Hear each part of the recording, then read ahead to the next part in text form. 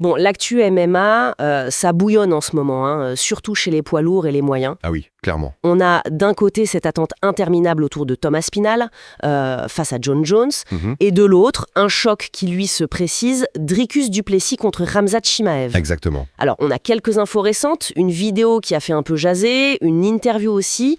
L'idée, c'est de décortiquer tout ça, de voir un peu ce qui se trame vraiment. Tout à fait. Et c'est important, je pense, de clarifier un peu les choses. Surtout chez les lourds, avec ce flou autour de Jones, ça bloque un peu tout. C'est ça. Et puis chez les moyens, analyser ce futur Duplessis-Chimaev, c'est anticiper un combat majeur potentiellement. Carrément. Alors, commençons par Aspinall, ce combat contre Jones. On en parle, mais toujours rien de concret. Non, c'est ça le problème. Jones, il est actif sur les réseaux, il tweet, il se montre, mais pas d'annonce officielle. Et pendant ce temps, Aspinall, lui, il attend. Champion intérimaire, c'est un statut un peu bâtard, quoi. Il a la ceinture, mais pas la vraie en attendant Jones. Et les fans s'impatientent, hein. J'ai même vu passer des pétitions pour que Jones soit destitué. Ouais. C'est dire. Bah oui, c'est frustrant. C'est frustrant pour Aspinall, et ça bloque toute la division, en fait. Il est prêt, lui. Mais voilà, tant que Jones joue l'Arlésienne, comme on dit, difficile d'avancer. Du coup, une autre piste commence à faire sérieusement parler. Oui, cette fameuse vidéo YouTube d'Aspinall, Ouais. c'est là que ça devient intéressant. Il dit qu'il intensifie son camp d'entraînement, qu'il bosse un game plan spécifique. Et là, paf, le caméraman lui pose une question, l'air de rien. Et Paddy Pimblett, comme partenaire pour simuler, Cyril Gane. Ah oui, j'ai vu ça. La réaction d'Aspinall était assez parlante. Un peu gênée, un peu amusée. Voilà.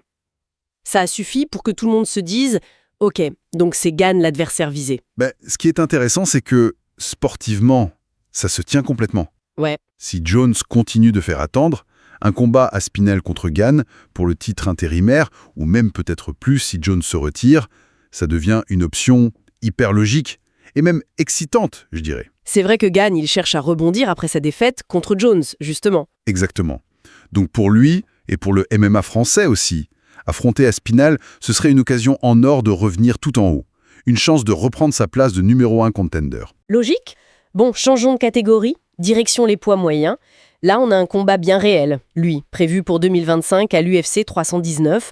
Le champion Dricus du Plessis contre l'invaincu, la terreur, Khamzat Chimaev. Oui, un très gros choc en perspective, le style un peu particulier mais terriblement efficace de Duplessis face à la puissance brute, la lutte de Chimaev. Et on a une analyse intéressante qui est sortie, celle de Caio Borrallo, numéro 6 mondial, il me semble. C'est ça, numéro 6. Il a côtoyé Chimaev à l'entraînement, donc son avis est pertinent. Et qu'est-ce qu'il dit, en gros? Alors, il est assez nuancé. Pour lui, Chimaev, c'est un danger absolu sur les 2 premières rondes.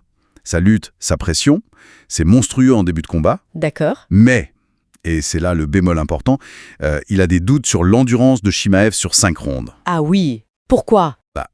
Historiquement, il n'a pas fait beaucoup de main event en 5 rondes. Ce serait que son 3e, je crois. Et puis, il y a eu ses soucis de santé par le passé. Ça pose question sur sa capacité à tenir un rythme élevé pendant 25 minutes. Intéressant. Donc si Duplessis arrive à survivre au début. Voilà. Si Duplessis encaisse la tempête initiale, le combat peut basculer. Et franchement, Duplessis, il nous a habitués à déjouer les pronostics, non? On l'a souvent critiqué pour sa technique jugée pas très propre. Oui, un peu brouillonne parfois. Mais n'empêche. Il a battu Robert Whittaker, il a battu Sean Strickland, 2 défenses de titre réussies, c'est pas rien. Borrallo le dit lui-même d'ailleurs, je ne vais plus jamais douter de Dricus du Plessis. Exactement. Il a cette capacité à trouver le chemin de la victoire, même quand ça paraît pas académique. Il est résilient, il a un gros cardio. C'est ça. Donc, la clé du combat, selon Borrallo et beaucoup d'analystes, c'est vraiment ça.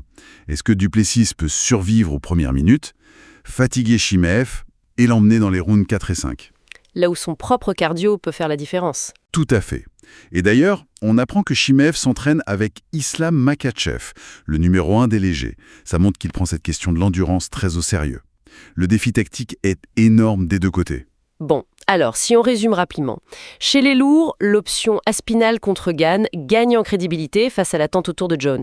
Ça pourrait redessiner la course au titre. C'est une possibilité très sérieuse, oui. Et chez les moyens, on s'attend à un duel tactique intense. L'explosivité de Chimaev contre la résistance et l'endurance de Duplessis. Exactement. Un vrai choc de style. Alors, qu'est-ce qu'on retient de tout ça, au final? Au-delà des combats eux-mêmes, je trouve que ces situations montrent bien comment la stratégie, les délais, les rumeurs, même la communication, façonnent les carrières et le futur des divisions. C'est vrai. Et peut-être que la vraie question, pour ces athlètes à Spinal qui patientent, Gane qui espère, Du Plessis qui se prépare à un ouragan, Chimaev qui doit prouver son endurance, c'est comment ils gèrent mentalement cette pression, cette incertitude. Est-ce que ça devient un moteur ou une source de doute? Voilà. Ça, c'est peut-être aussi une